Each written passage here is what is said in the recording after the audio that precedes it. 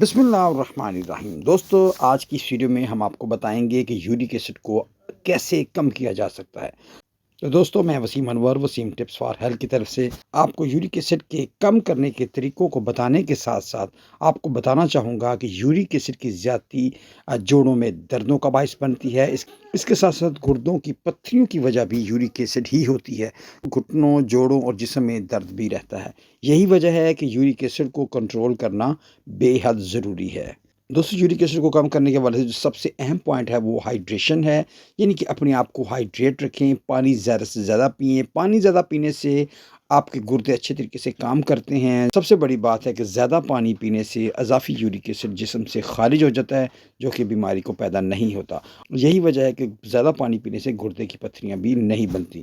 اس لیے روزانہ کم سے کم 8 سے 10 گلاس پانی ضرور پینا چاہیے۔ دوستو، یورک ایسڈ کو کم کرنے کے حوالے سے میں آپ کو بتاتا چلوں کہ کوشش کریں کہ ایسی غذائیں کھائیں جن کے اندر پیورین کی مقدار، یعنی کہ اپنی پیورین والی چیزوں کو محدود کریں، اور اس حوالے سے میں بتاتا چلوں گوشت کا استعمال کم سے کم کریں۔ اسی طرح پالک، ساگ، ٹماٹر کو بھی محدود کر دیں۔ چنے کی دال بھی کم سے کم کھانی چاہیے۔ اس کے علاوہ دوستوں بتاتا چلوں کہ جن کو یورک ایسڈ کی زیادتی ہے ان کو چاہیے کہ وہ پھل اور سبزیوں کا استعمال کریں۔ یہ ان کے یورک ایسڈ کو کم کرنے میں بہت زیادہ مدد دیں گی۔ یورک ایسڈ بڑھنے کی ایک بہت بڑی وجہ ہماری اوبیسٹی، یعنی کہ بڑا ہوا وزن ہے۔ لہٰذا یورک ایسڈ کے مریضوں کو چاہیے کہ کوشش کریں کہ اس طرح کا لائف سٹائل بنائیں کہ ان کا وزن کم ہو۔ اس مقصد کے لیے جن کا یورک ایسڈ بڑا ہوا ہے ان کو چاہیے کہ فاسٹ فوڈ اور نمک کی زیادتی سے احتیاط کریں۔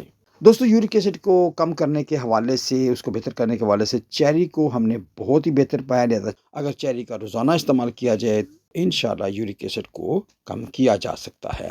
یورک ایسڈ کو کم کرنے کے حوالے سے آپ کو بتاؤں دوستو کہ میٹھے مشروبات اور میٹھے کھانے نہایت ہی نقصان دہ ہیں۔ ان دونوں چیزوں کی وجہ سے شوگر میں بھی اضافہ ہوتا ہے۔ میٹھے مشروبات میں فرکٹوز کی مقدار زیادہ ہوتی ہے، اور اس کے ساتھ ساتھ یہ پروسیسڈ چینی بھی ہوتی ہے، جو کہ ہمارے یورک ایسڈ کو بڑھانے میں بہت زیادہ اہم کردار ادا کرتی ہے۔ اس لیے ان کو چاہیے کہ پیک جوسز اور پیکنگ والی چیزوں سے احتیاط کریں، حتیٰ کہ چھوٹی موٹی کینڈیز کا بھی استعمال ہرگز نہ کریں۔ دوستوں، میں آپ سب کی توجہ دلاتا جاؤں کہ یورک ایسڈ کو کم کرنے کے حوالے سے وائٹامن سی کا بڑا ہی اہم کردار ہے۔ لہٰذا جن کا بھی یورک ایسڈ بڑھا ہوا ہے ان کو چاہیے کہ وائٹامن سی سے بھرپور غذائیں کھائیں۔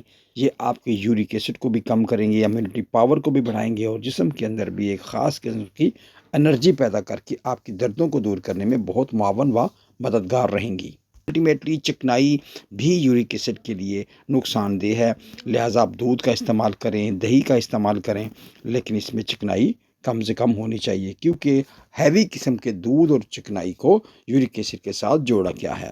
دوستو، بینگ اے مسلم یا پاکستان میں مجھے یہ بات کرنے کی ضرورت تو نہیں ہے، لیکن میں ضرور بتانا چاہوں گا کہ الکوہل بھی یورک ایسڈ کو بڑھانے میں بہت اہم کردار ادا کرتا ہے۔ لہٰذا یورک ایسڈ کے مریض الکوہل کا ہرگز استعمال نہ کریں، لیکن اگر کوئی الکوہل کا استعمال کرتا ہے تو اسے یورک ایسڈ اور گردوں کے مسائل پیدا ہو سکتے ہیں۔ لہٰذا اس سے احتیاط ہی ضروری اور بہتر ہے۔ دوستو، یہ کچھ سٹیپس تھے جن سے یورک ایسڈ کو کم کیا جا سکتا ہے۔ آپ ان سٹیپس کو ضرور فالو کریں۔ یورک ایسڈ بہت بڑھتا ہوا مرض ہے۔ یہ ہمارے گردوں کے لیے، گردوں میں پتھریوں کے لیے، اور اس کے علاوہ اس طرح روزانہ کے کام کاج میں بھی ہمارے لیے بہت بڑی رکاوٹ ہے۔ تو دوستو، اپنی خوراک کو ٹھیک کریں، واک کریں، اور وقت پر کھانا کھائیں، ناشتہ جلدی کریں۔ لیٹ ناشتہ کرنے والے بھی اکثر اس مرض میں پھنس جاتے ہیں۔ تازہ، سمپل اور سادہ غذا کا انتخاب کریں، بازاری کھانوں سے بچیں، تو انشاءاللہ محفوظ رہیں گے۔ تو دوستو، امید ہے کہ یہ معلومات آپ کے لیے فائدہ مند رہی ہوگی۔ تو ملتے ہیں نیکسٹ ویڈیو میں، تب تک اللہ حافظ، ٹیک کیئر۔